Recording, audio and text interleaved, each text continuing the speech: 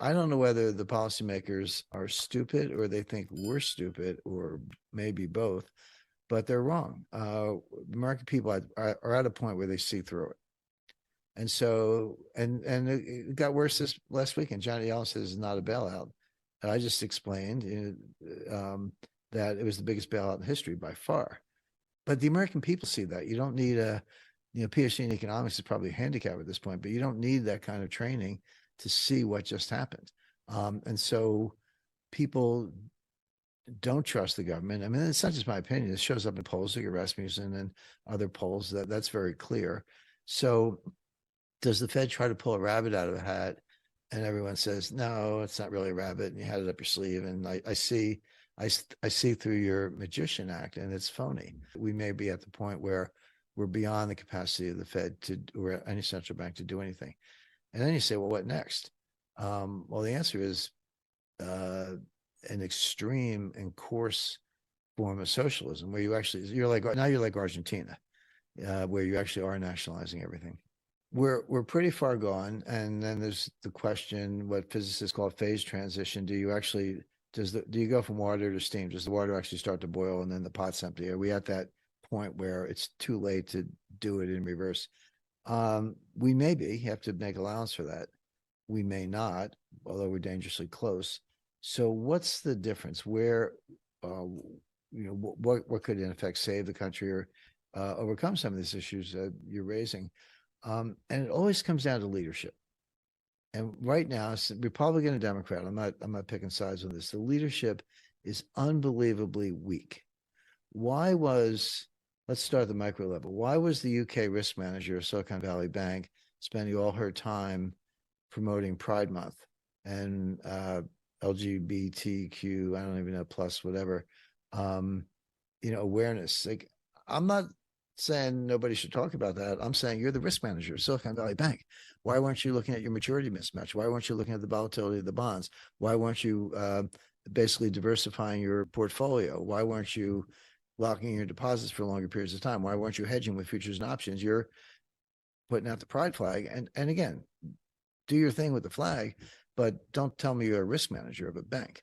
All the way up to the White House. And, I'm not going out on a limb, but Biden is severely cognitively impaired. He did a little press conference, not actually, it wasn't a press conference because he didn't take questions. He made a statement on Silicon Valley Bank the other morning, and then he just walked off.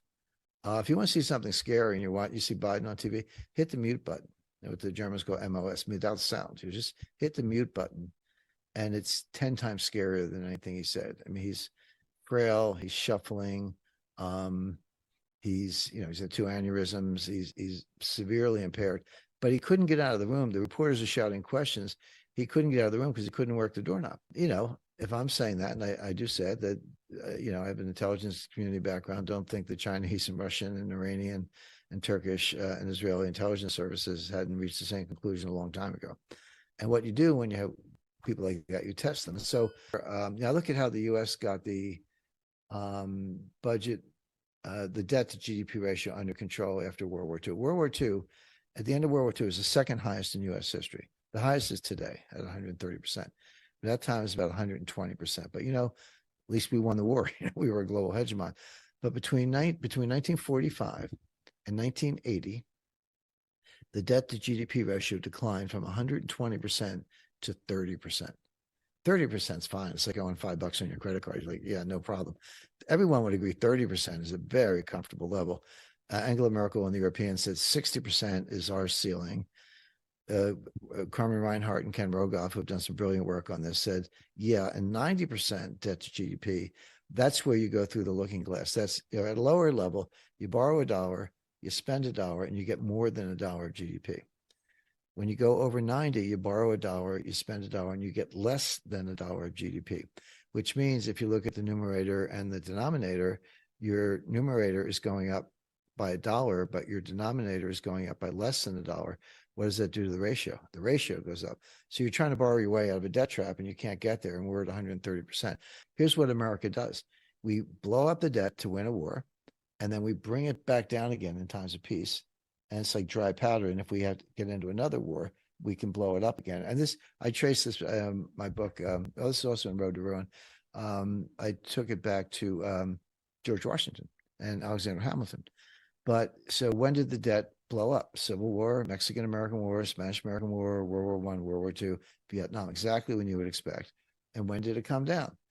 1870s, no wars. 1950s, no wars. It was a Cold War, but not a shooting war. We've done this over and over through Republicans and Democrats. So, and where's James Baker? He was the convening power on the Plaza Accord and the Louvre Accord.